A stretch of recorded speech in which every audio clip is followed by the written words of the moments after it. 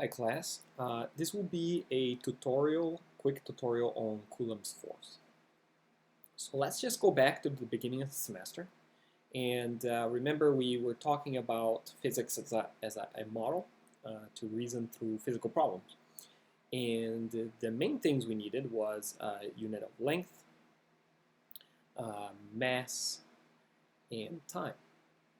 And this was enough to build all of mechanics, right?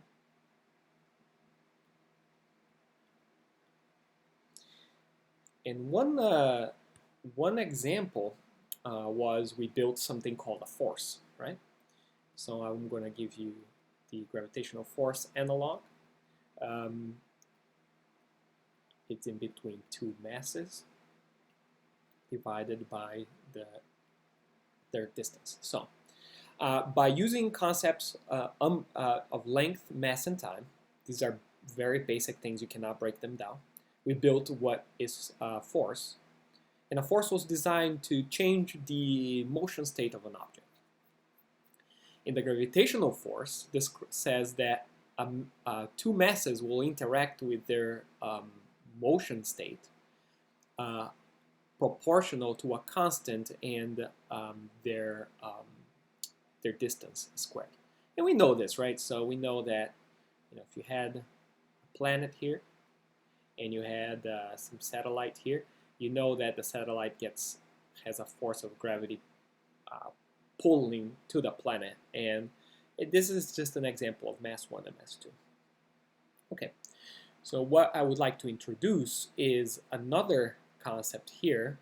And this concept here is charge. Charge works a lot like mass. It's just a scalar quantity, but it differs from mass. The only thing that differs from mass is mass can only be positive. So this can only be positive, but charge can be positive and negative. And it is a little confusing because the unit for charge is a Coulomb. And we denote that by C. All right. So charges can be positive and negative. And I think that all of you are familiar with this concept. So let's say you had a positive charge here and a positive charge there.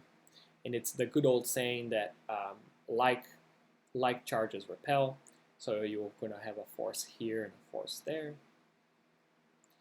And let's say you had some like charges, some minus charges. Minus charges, they're going to repel. I think you're all familiar with this. The interesting thing happens when you have a positive and you have a negative. And what happens is now you have an attractive force.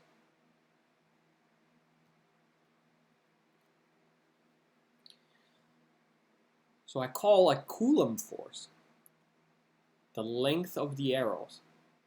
So if you remember action-reaction, that means that the length of this arrow is the same as the length of this arrow, and so forth. Length of these arrows are the same. Their distance, their orientation are defined by their signs, and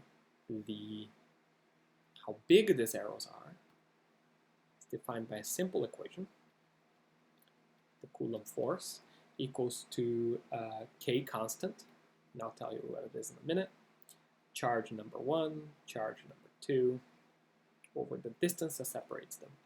And now note how similar this is right here. So gravitational force, if you think about it, is the force that two masses mutually experience. So the Coulomb force is the force that two charges mutually experience. Okay. Now K is just a constant. It is 9 times 10 to the 9. And the units for this is Newton meter squared per Coulomb squared. If you look at this, that means you have each one of these carry a Coulomb, so the Coulomb squares goes away. You have a square of a length, which is usually denoted by meter, so meters here goes away. So you're left with Newton, which is great because that's what we have for force. How strong is this force? So remember that how much. So let's say 150. Let's say 80 kilograms. So 80 kilograms. It's not unreasonable to say that a person weighs 80 kilograms. This is 800 newtons. Okay. So let's compute the attraction in between positive 1 coulomb, negative 1 coulomb, and these guys are separated by 1 meter.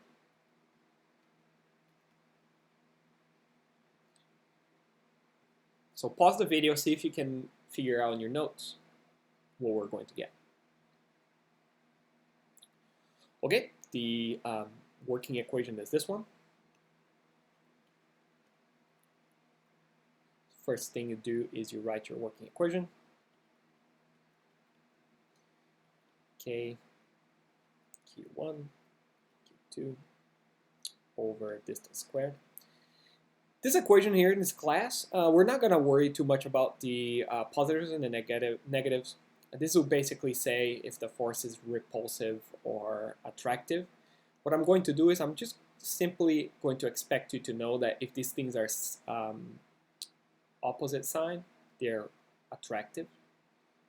And so then this equation, just plug in all your charges as positive, and then what this number will come out at the end is basically going to be the length of this arrow. So our constant over here is 9 times 10 to the 9 Newton meter squared over Coulomb squared. You multiply by 1 coulomb divided by 1 meter squared. And all these ones, they're all ones. You multiply by 9 times 10 to the 9, you still get the same number. What happens here is coulombs go away, and meter squared goes away. And you get a very large number.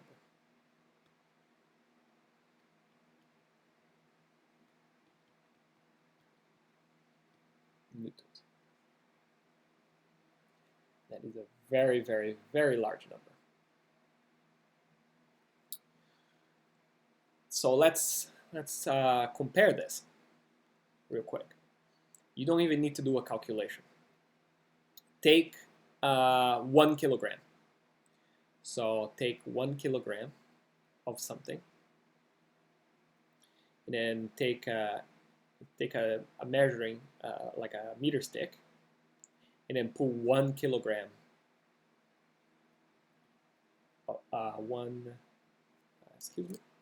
1 kilogram right here. And these things are 1 meter apart.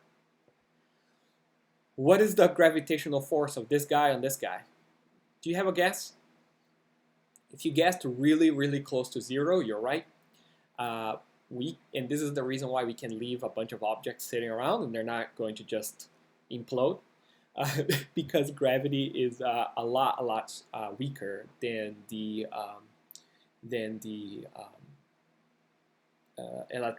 Coulomb force. So this is Coulomb force. Sometimes it's also called electromagnetic force or static force. And it also turns out that 1 coulomb is a lot of charge, like a lot of charge for things. But this is basically the comparison I want you guys to have in your mind, is that electromagnetic force is quite a bit stronger than gravitational force. Okay, this concludes our quick tutorial on Coulomb force. So if you have any questions, please reach out. Have a good day.